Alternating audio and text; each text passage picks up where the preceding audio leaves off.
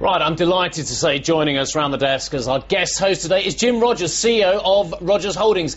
Jim, thank you very much indeed for joining us. I want to tell viewers that we spoke to Jim very early this year, before the crisis in North Africa and the Middle East, before the events in Japan as well. And Jim and I had a really good, I would say slightly heated conversation. I think that's fair to say, isn't it? Yes. And it was about the price of oil. And basically Jim said it was going up.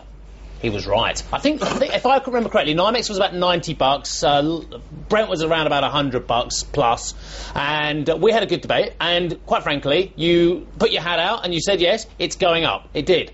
Well done. Congratulations, you were right. That's excellent. Are the fundamentals still in place, in your view, for it to carry on going up? Well, every once in a while, even I get it right. So I'm pleased to hear that I got it right once and you remember. But I also remember that you said there was a lot of oil around. I did. And I said to you, where's the oil? Yes. And I still want to know, where is the oil? I know. Everybody wants to know. Yes. You know why the price of oil is up? Because there's not a lot of oil around. Now look, Jim, we're all peak oil theorists. It's just a question of timing. None of us believe that oil won't run out. It's just a question of the fact that people have been saying ever since early 70s, and Jeff will remember this because you and I were just young men at the time, but Jeff was still around, perhaps plying his trade then. The fact is, people have been saying we've got 40 years left of oil. They've been saying it for 40 years. So I'm kind of slightly concerned about the pace of the destruction of those oil reserves, because the new technology is great. The new types of oil, whether it be tar sands, whether it be other sources via LNG, via shale gas. There's lots of other types of oil that are coming in, and more will come in the higher the price trades at this kind of level, or the longer it trades this kind of level. Look, at $300 a barrel, they will be drilling for oil at Buckingham Palace. I assure you, yes. When oil prices go higher and higher, lots of things happen. People cut back the use, and other people find new sources of energy, and that will happen. It has always happened. But the problem is, we don't have the luxury of getting to $300 a barrel, because there is a tipping point, and a lot of people talk about the tipping point as similar kind of levels as what the tipping point was in 2008, and that is somewhere between 125, 130, which is not far away from where Brent is now, and $148 a barrel. Hence, we won't get to those kind of high levels because there'll be such huge demand destruction, according to the people who believe in tipping points. The only problem with that is the IEA, the International Energy Agency, which goes around and does studies, has come to the conclusion that the world's reserves of oil are declining at the rate of 6% a year. Right. Now, they know better than anybody, certainly know better than I do. You can do the arithmetic. Say the reserves are declining at 4% a year. That means in 25 years there's no oil at any price. So you can see the kinds of problems we're having. Yes, $140 oil hurts everybody. But if there's no oil and there's no choice, you either pay it or you don't pay it, or you go out of business. Now, some people will go out of business. You're exactly right. It's going to hurt some people very badly, rising prices. What's the alternative?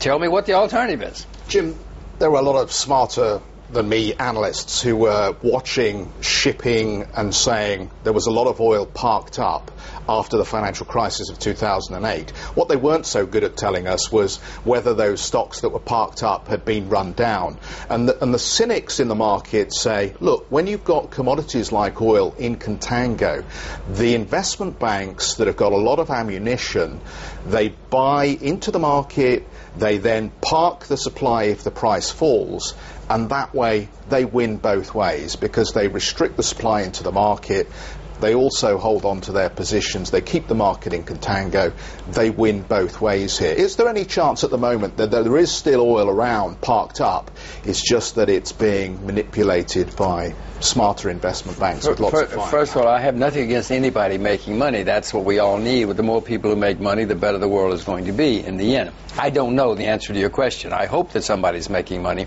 in that way or other ways, but that's not relevant to my point. My point is the world's known reserves of oil are in decline. We will certainly have dips. We will certainly have consolidations. I hope we do, because if oil goes into a spike, goes parabolic, then that's the end. Then you have to sell it.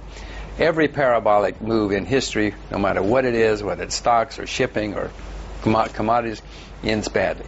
So I hope we do have continued dips going forward, whether it's caused by smart guys at investment banks or Shell Oil or BP. I don't know and don't care. I do know the world's running out of known reserves of oil, and that's my whole point. That's why I own oil. That's why I explained to Steve that Steve says there's a lot of oil. I want to know where it is. Everybody, Shell wants to know where it is. Yeah. Exxon wants to know Well, where it is. You got to tell us. technology, can't they, and get these recovery rates above 30%, which they've been historically. That's what I would like to see. Well, they can if high enough prices, yes, and shale oil, shale gas rather. Shale gas may save us all someday. Every bull market in commodities has come to an end eventually. Maybe shale gas will be one of the things that, if it works and if it can be economical, someday will cause this bull market to end, be part of it. Economical at $300 a barrel. Well, Let's leave it there for the moment. Let's get our viewers involved as well. Squawkbox Europe at CNBC.com.